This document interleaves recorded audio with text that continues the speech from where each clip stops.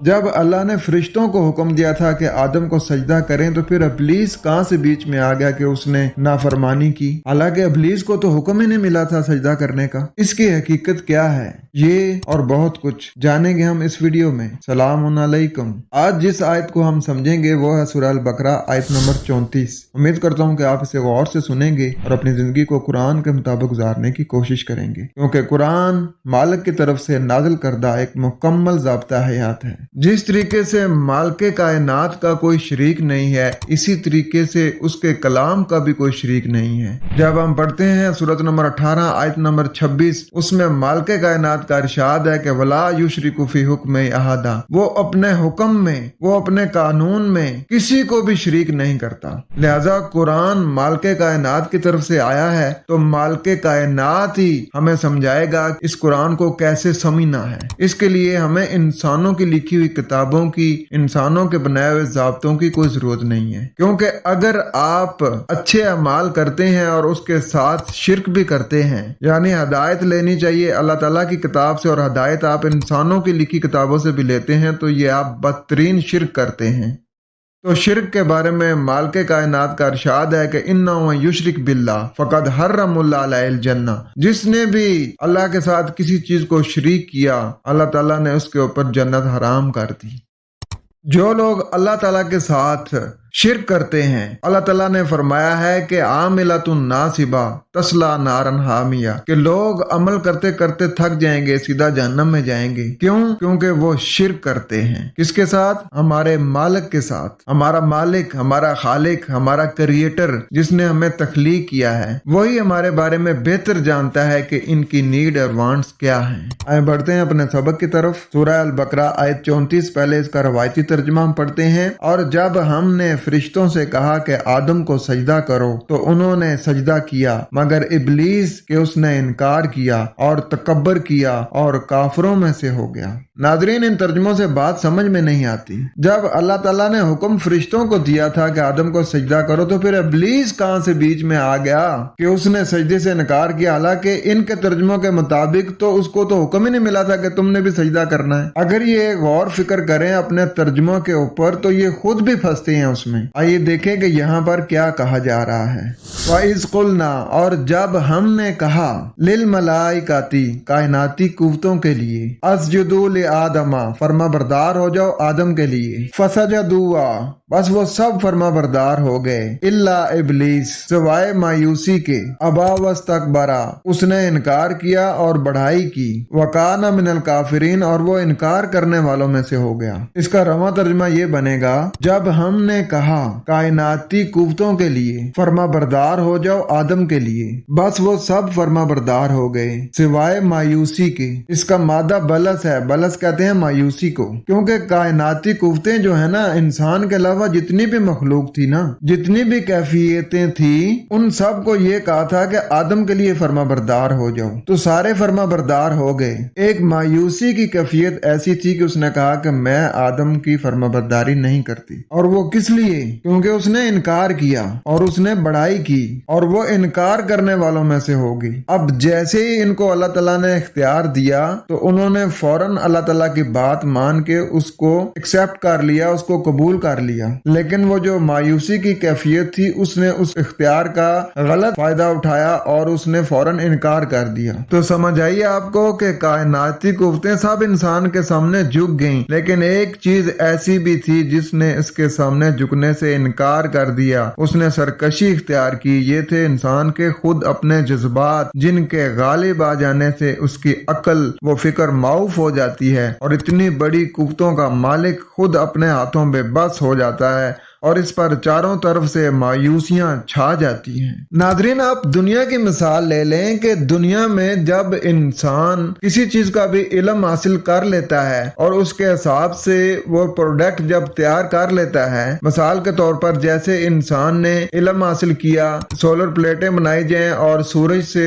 बिजली बनाई जाए, तो जब इंसान ने उस इल्म को हासिल कर लिया तो उसने सूरज से बिजली बनाना शुरू हो गया इंसान, तो वो जो बिजली बिजली जो है वो मलाइका है, वो सूरज की जो छुआएं वो मलाइका है। इंसान ने उसको अपने काबू में कर लिया ना, अपने काम में ले आया ना, तो उसने जो मलाइका है उसने इंसान को एक्सेप्ट कर लिया, उसने उसको सजदा किया, उसने उसको मान लिया, उसने उसको कबूल कर लिया। यानी कि क़यामत तक जितने भी इंसान हैं जब वो इल्म हासिल करेंगे और अपने इल्म की रूह से वो जो मलाइका है ना उनको अपने इस्तेमाल में लाएंगे, उनसे काम लेंगे। नाजरीन, ये जो मलाइका है ये बिजली को भी मलाइका कहा गया है, सूरज रोशनी है, हवा है, ये जमीन के अंदर जितनी भी गैसेस हैं ये सब मलाइका है। इनके ऊपर इंसान ने इल्म के जरिए अबूर हासिल किया और उनसे काम ले रहे हैं। इंसान के जिस्म के अंदर कितनी मलाइका हैं। इसी तरीके से जब इंसान जमीन में बीज डालते हैं फिर उसके बाद इल्म के जरिए ही उसको जमीन को हमवार करते हैं, उसको पानी देते हैं, उसमें से फिर पौधे निकलते हैं, कॉम्प्लेन निकलती हैं, फिर वो बड़े दरख्त बनते हैं, उसमें फल पौधे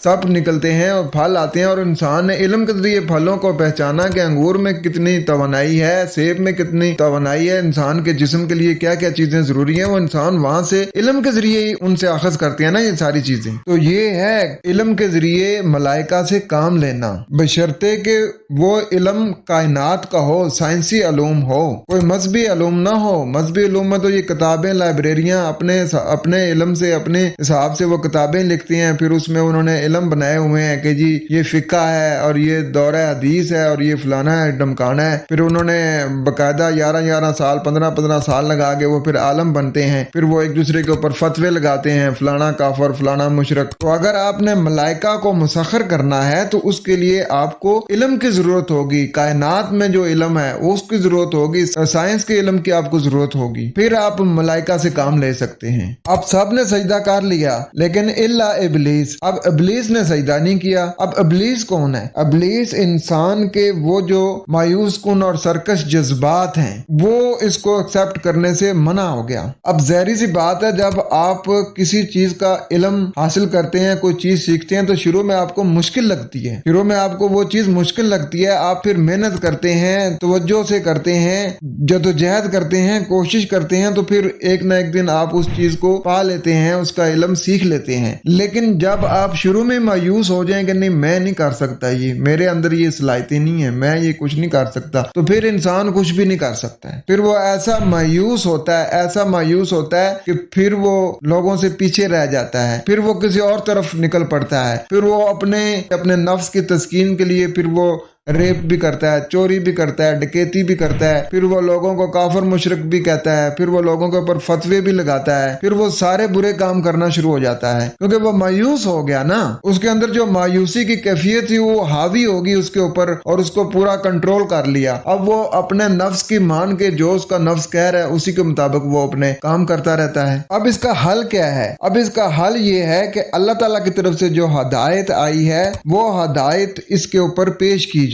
ये जो मायूसी है इसके ऊपर वो हदायत पेश की जाए और वो हदायत को कबूल करने वाला हो जाए। जब वो हदायत को कबूल करेगा, जब उसे पता चलेगा कि जो पलट आता है अल्लाह की तरफ रुजू कर लेता है, तो वो जो अपने मामलात उसने खराब किए उनको वो सही कर देता है, तो वो दोबारा फिर जो है ना मायूसी से निकल कर दोबारा फिर वो इल्म सीखता है, इल्म सीखने के जुस्तजू में निकल आता है, फिर वो इंसानों में शामिल हो जाता है। फिर उसकी कैफियत ये हो जाती है कि फिर वो लोगों के लिए सलामती बन जाता है, फिर उसकी जात से, उसके हाथों से, उसकी आंखों से, उसकी बातों से किसी को फिर तकलीफ नहीं होती है। तो ऐसा शख्स तो फिर कामयाब हो जाता है। लेकिन अगर उसके ऊपर जो अल्लाह ताला की तरफ से हदायत आई है वो उसके ऊपर पेश भी की जाए, फिर भी वो मायूसी में ही रहे कि नहीं मैं तो बहुत आगे निकल चुका हूँ, अब मैं नहीं, ये चीज को मैं कबूल नहीं कर सकता, फिर वो अगर वो मायूसी में रहता है तो फिर वो उसी में ही रहता है, फिर वो उससे निकल नहीं सकता और फिर वो मायूसी जो होती है उसको फिर नुकसान वाली साइड पे लेके जाती है। क्योंकि अल्लाह ताला ने उसको इरादा और इख्तियार दिया हुआ है, वो चाहे तो बुलंदी की तरफ चला जाए चाहे तो पस्ती की तरफ चला जाए। मालिक कायनात का इरशाद है ना, वहदैनाहु नजदैन, हमने दोनों रास्ते दिखा दिए हैं। सादा सी मिसाल देखें कि आप कोई भी मूवीज देखते हैं उसमें आपको दो किरदार मिलते हैं, एक अच्छाई वाला एक बुराई वाला।